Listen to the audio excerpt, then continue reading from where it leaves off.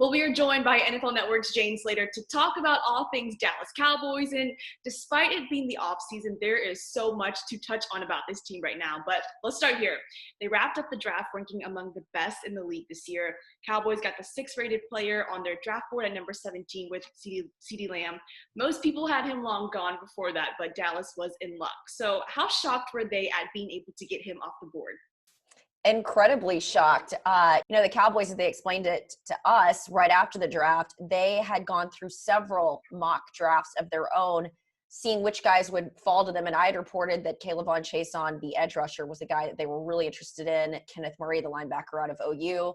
As Jerry Jones told us, he said they had their guys, but Mike McCarthy said that he reserved the right to revise his pick if CeeDee Lamb was in fact on the board. So they got lucky with him. CD is also wearing the number 88. So in terms of Dez Bryant, can we assume that the door has officially been closed on that return? I think it's going to be hard for Dez to come back. The Cowboys have stayed in contact with Dez. Obviously, they have a lot of respect for him, but with Jerry saying that his college teammate wore 88, had passed away, and he wanted CeeDee Lamb to wear that. And as Michael Irvin told us, we had him on the pod recently, Michael and CeeDee talked. CeeDee reached out to Irv, which really impressed Irv. And he told him, look, Jerry Jones wants me to wear this. I want to wear 10. And he said, you don't become a billionaire without getting what you want. So essentially, Jerry got what he wanted, but I do feel like it was a bit of a dagger in the heart for Dez fans. Now, I do know there's at least one other team in the league that's really interested in Dez. Let's talk about the quarterback position. Dallas adding some depth to that position with the addition of former Bengals quarterback Andy Dalton. Why was this a smart move for Dallas? Well, it's a smart move for Dallas because he's a bona fide starter. This was a guy that could have, he was rumored to.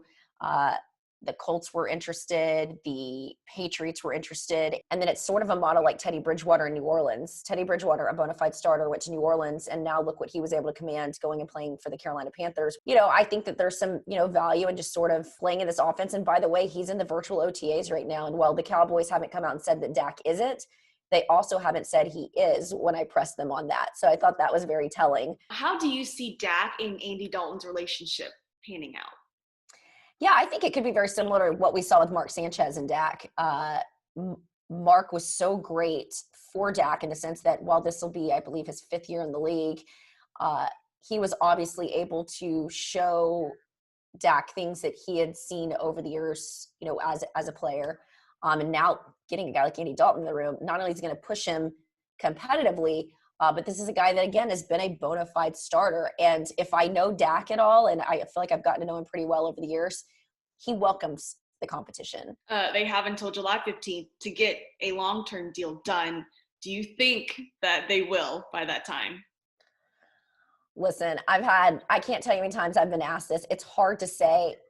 What I will tell you is I've seen talks. They always end up paying the guys, even if which sometimes makes you go, why do you drag it out the way that you are? I would say yes, but I'm also seeing the Cowboys do a lot of stuff here recently, and a lot of this has to do with Mike McCarthy, that they haven't done in the past. Lastly, the NFL just had their schedule release, and specifically for the Cowboys, what games are you looking forward to the most? Good question. I think the 49ers at home is going to be a really good game. Baltimore Ravens on the road, Thursday Night Football is going to be an awesome game. I think that December stretch is going to be very, very interesting. And then, of course, who doesn't want to see Jason Garrett on the opposing sideline playing for the Giants? They're going to obviously see them twice next year. Well, Jane, as always, thank you for your time. We appreciate it. And we always love talking Cowboys with you. Anytime. You guys stay safe.